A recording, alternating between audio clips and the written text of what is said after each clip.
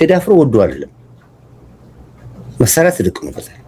ያ ደግሞ መሳሪያ ብታምኑ ባታምኑ ከሻቢያ ነው። ጀዋር ስለ ቴዲ አፍሮ ያወራል። ጀዋር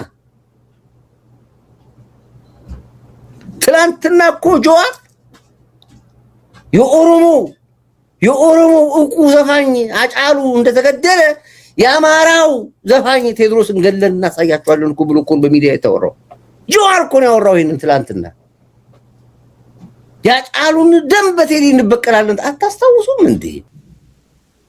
ዛሬ ያንን ያለ ሰው ወጥቶ ገና ለገና ዘፈን ተዘፈነ ብሎ ጀዋር ስለ ቴዲ አፍሮ ሲያወራ ዝም ብለህ ትሰማለህ?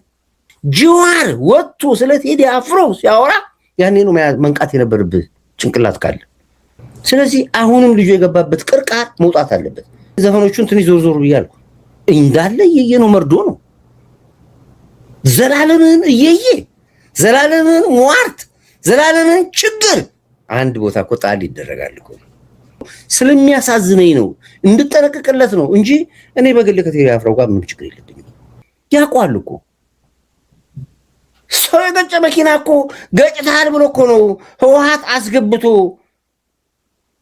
የሰራውን ታሪክ እስር ቤት እናውቃለን። መኪና ገጨ በሚል ሲመከራ ህይወት እኮ ነው ያሳለፈው እንዴ። የአዶናይና የቴዲ አፍሮ መገናኘት ምን ይመስላል? ሚስጥሩ እየነገርኩ እኮ ነው ያለሁት እኔ።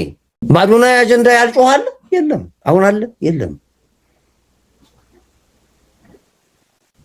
ይህም እንደዚህ ነው። አጀንዳው ጮኸ፣ ወደቀ፣ አለቀ፣ በቃ ነገ የለም። የፖለቲካ ልጆቻችን ናቸው ሁሉም። የሄዱበት መንገድ ግን የተስተካከለ እንዲሆን የላይፍ ኤክስፒሪየንሳችንን ሼር ማድረግ አለብን፣ መምከር አለብን። ራያቸውን ማሳካት አለባቸው። የተስተካከለ ህይወት መግባት አለባቸው። የማንም ነጋዴ እንዲገዛቸው አንፈቅድም። ይህንን ማድረግ አለብን። አለዚያ የምትከፍለው ዋጋ ከባድ ነው። ከሞትክ ነው። አጫሉን የመሰለ የምንወደው ዘፋኝ ነበረ፣ ሞት አጫሉ። ዛሬ አጫሉን ያስታውሳል? አርስተራሳ እኮ በቃ ጌም ኦቨር፣ በቃ አለቀ። ስትሞትክ ነው። ስለዚህ እኔ አሁን የምክረው ነገር ውጣ።